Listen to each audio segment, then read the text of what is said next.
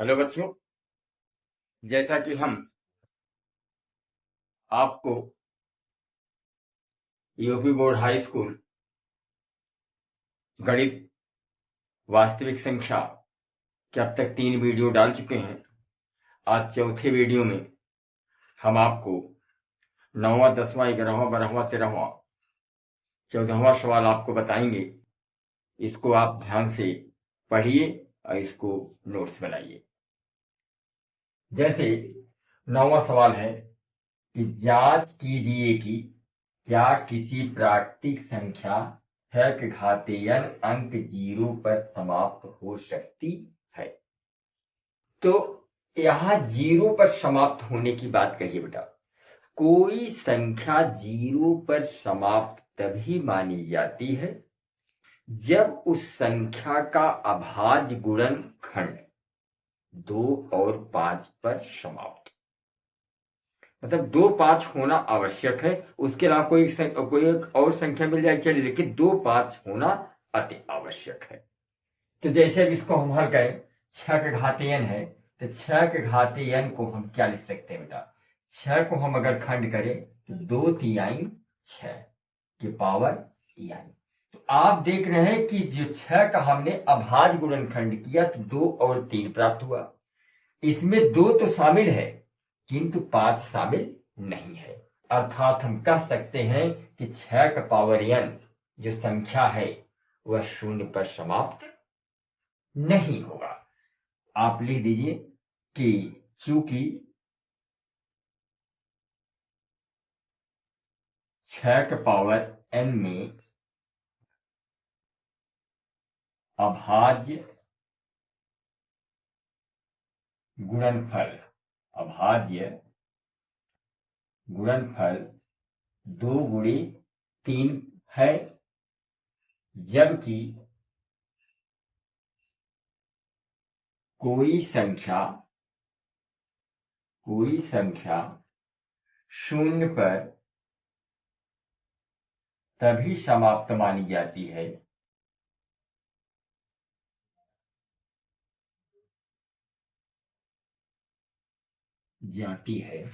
जब उसमें अभाज्य संख्या 2 और 5 शामिल है। इसमें बेटा 2, 5 शामिल है, केवल 2 है लेकिन 5 शामिल नहीं है। अर्थात हम कह सकते हैं कि 6 का पावर n अंक 0 पर समाप्त नहीं होगी, अंक 0 पर समाप्त नहीं होगी। अब हम अगला सवाल देखते हैं। चलिए बेटा अब 10वां सवाल देखते हैं। 10वां सवाल कह रहा है कि व्याख्या कीजिए कि 7 गुणे 11 गुणे 13 प्लस 13 और 7 गुणे 6 गुणे 5 गुणे 4 गुणे 3 गुणे 2 गुणे 1 प्लस 5 भाज्य संख्याएं क्यों है। तो आप तो भाज्य संख्या क्या है तो जानते हैं। भाज्य संख्या वे होती हैं जो एक के अलावा किसी और भी संख्या से कट जाए, उसे क्या कहते हैं, भाज्य संख्या। अभाज्य संख्या क्या होती है, अभाज्य संख्या स्वयं और एक के अतिरिक्त किसी से विभाजित नहीं होती, जबकि भाज्य संख्या एक के अलावा और भी किसी संख्या से विभाजित होती है। तो जरा कैसे हम इसको भाज्य क्यों हो, इसको जरा हम देखते हैं। तो 7 गुणे 11 गुणे 13 प्लस 13। तो मैं देख रहा हूं बेटा यहाँ पे देखिए 13 यहां भी है, 13 यहां भी है, 13 हम कॉमन ले लेते हैं तो 13 से 13 कट जाएगा तो इधर क्या बचेगा 7 गुणे 11 और यहाँ 13 एकन्नम 13। अब 13 वैसे है बेटा 11 सते 77 और प्लस 1। अब यहाँ पे 13 तो है ही, गुणे 77 में 1 जोड़ेंगे तो क्या होगा 78। तो आप देख रहे हैं कि इसमें 1 का गुणा कर सकते हैं, कोई दिक्कत नहीं, 1 तो गुणा कर सकते हैं, 1 तो सभी के साथ कर सकते हैं। लेकिन यहाँ पर 1 के अलावा मैं देख रहा हूं कि यह 13 और 78 इसके 2 खंड है, इसलिए हम कह सकते हैं कि 7 गुणे 11 गुणे 13 प्लस 13 भाज्य संख्या है। क्या है बेटा? भाज्य संख्या है। अब जरा इसी प्रकार इसको भी हम देख लेते हैं। 7 गुणे 6 गुणे 5 गुणे 4 गुणे 3 गुणे 2 गुणे 1 प्लस 5। तो इसमें भी अगर देखें बेटा तो इसमें भी मैं देख रहा हूं कि 5 यहाँ भी है, 5 यहाँ भी है। 5 क्या ले लें? कॉमन। जब 5 कॉमन लेंगे तो 5 कट जाएगा, तो बचेगा क्या? 7 गुणे 6 गुणे 4 गुणे 3 गुणे 2 गुणे 1। यहाँ 5 से 5 कट गया, तो क्या बचा? प्लस 1। तो 5 तो है ही। अब इसको जरा हम गुणा करें। गुणा करें तो क्या होगा इसमें? 2 एकड़ 2 तिहाई 6 24।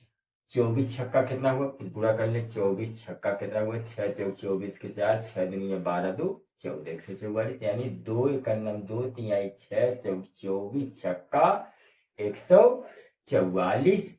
सत्ते कितना हुआ? तो इसमें 7 का गुणा और कर दें। 7 चौक 28 के 8 हासिल आए 2, 7 चौक 28 2 30 के 0 हासिल आए 3, 7 एकड़ 7 3 10, 1008। तो यहाँ बेटा 1008 प्लस 1, यानी 5 गुणे 1008 में जोड़ेंगे 1009। तो मैं देख रहा हूं कि 7 गुणे 6 गुणे 5 गुणे 4 गुणे 3 गुणे 2 गुणे 1 प्लस 5, यह भी इसका भी 1 के अलावा 5 गुणे 1009 2 गुणनखंड है। अर्थात हम कह सकते हैं कि ये जो है भाज्य संख्याएं हैं। भाज्य संख्याएं। चलिए अब अगला सवाल देखते हैं। सवाल देखते हैं 11वां सवाल। किसी खेल के मैदान के चारों ओर एक वृत्ताकार पथ है। इस मैदान का एक चक्कर लगाने में सोनिया को 18 मिनट लगते हैं, जबकि इसी मैदान का एक चक्कर लगाने में रवि को 12 मिनट लगते हैं। मान लीजिए वे दोनों एक ही स्थान और एक ही समय पर चलना प्रारंभ करें, एक ही दिशा में चलें, तो कितने समय बाद वे दोनों पूरा प्रारंभिक स्थान पर मिलेंगे? तो इसमें क्या बताया बेटा? जो खेल का मैदान है वह वृत्ताकार है। कैसा है बेटा? वृत्ताकार है। इस वृत्ताकार मैदान पर सोनिया भी चक्कर लगा रही है और रवि भी चक्कर लगा रहा है। तो सोनिया को चक्कर लगाने में कितना मिनट लगते हैं? वृत्ताकार पथ का चक्कर लगाने में सोनिया को कितने मिनट लगते हैं बेटा? सोनिया को 18 मिनट, जबकि रवि को 12 मिनट लगते हैं।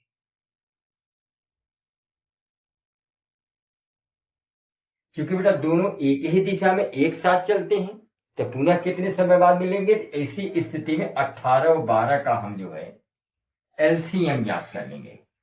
18 और 12 का एलसीएम ज्ञात कर लेंगे। कैसे एलसीएम ज्ञात करते बेटा? 18 और 12 का एलसीएम ऐसे ज्ञात होगा।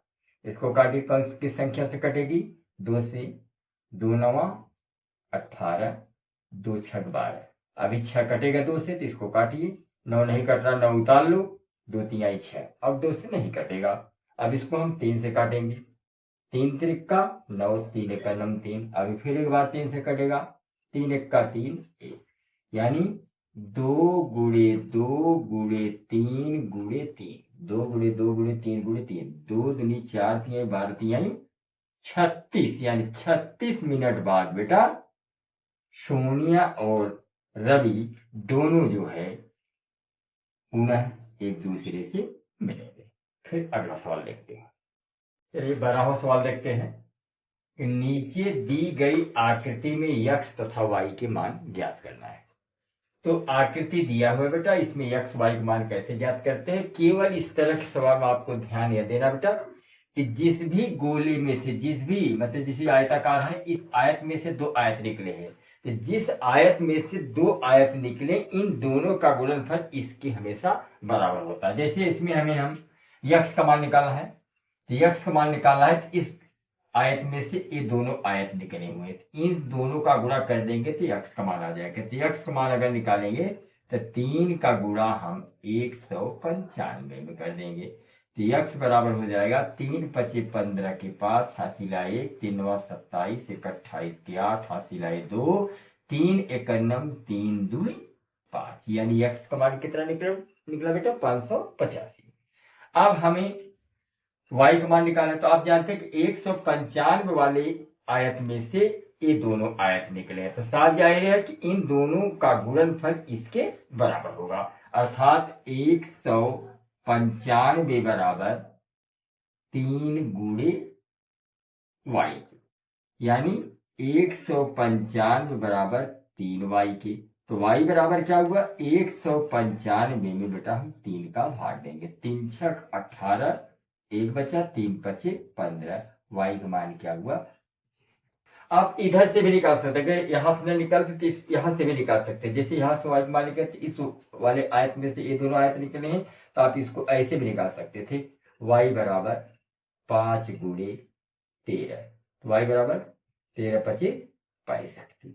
इसके बाद बेटा जो अगला सवाल है, जो 12वां सवाल जो हमने बता दिया, जो 13 और 14 सवाल है, यह जो है इसको मैंने पहले बता दिया, क्वेश्चन नंबर 10 और 12 के आधार पर ये आपके ये दो क्वेश्चन है, इसको आप लोग लगाइएगा और फिर हम 15वां सवाल आपको बताने चलेंगे।